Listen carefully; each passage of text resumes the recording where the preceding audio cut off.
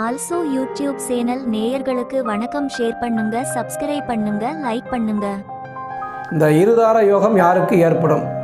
என்னோட யோகம்னு சொல்லிட்டு இருக்காரு நினச்சிடாதீங்க. யோகம் என்றால் கிரகங்களுடைய கூட்டு சேர்க்கை, ஒரு கிரகத்தோட ஒரு கிரகம் சேர்ந்து இருப்பது, அதுக்கு பேர் யோகம்னு பேர்.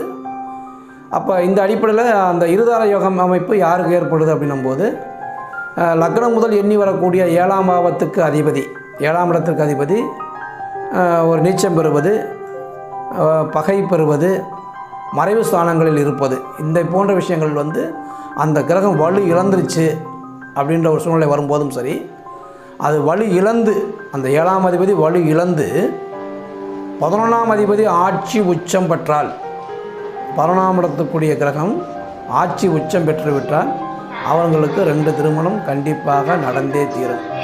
ஏன் அப்படின்னு சொல்லி கேட்டிங்கன்னா, முதல் திருமணம் என்பது 7ஆம் பாவம், 11ஆம் பாவம் என்பது 2வது திருமணம். ஒருத்தருக்கு டைவர்ஸ் ஆகிடுச்சு 2வது திருமணம் பண்ணுறாங்க இல்லையா, அது 11ஆம் பாவம்.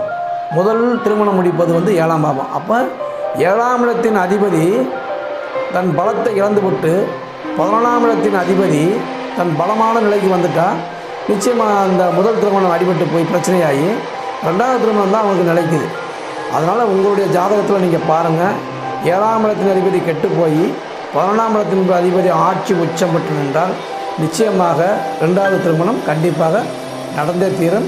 அப்போ இந்த மாதிரி ஒரு விஷயம் உங்கள் ஜாதகத்தில் இருந்துச்சுன்னு வச்சுங்களேன், அப்போ என்ன பண்ணணும், திருமண பொருத்தம் எடுக்கும்போது கரெக்டாக அந்த கிரகநிலைகளை கொஞ்சம் ஆய்வு பண்ணி அந்த மறு திருமணத்திற்கான சூழ்நிலைகள் இருக்கிறதா அப்படின்னு பார்த்துட்டு அதுக்கு இணையான ஜாதகம் எதுவோ நீங்கள் அதை கண்டிப்பாக அதை பார்த்து சேர்த்திங்கன்னா இந்த பிரச்சனை வரவே வராது. இதற்கான வீடியோக்கள்லாம் நம்ம ஏற்கனவே நிறையா கொடுத்துருக்கோம், அதை பாருங்கள். லிங்கில் பாருங்கள். அந்த அமைப்பின்படி ஜாதகத்தை உங்களை பொருத்தத்துக்கு எடுத்துக்கங்க.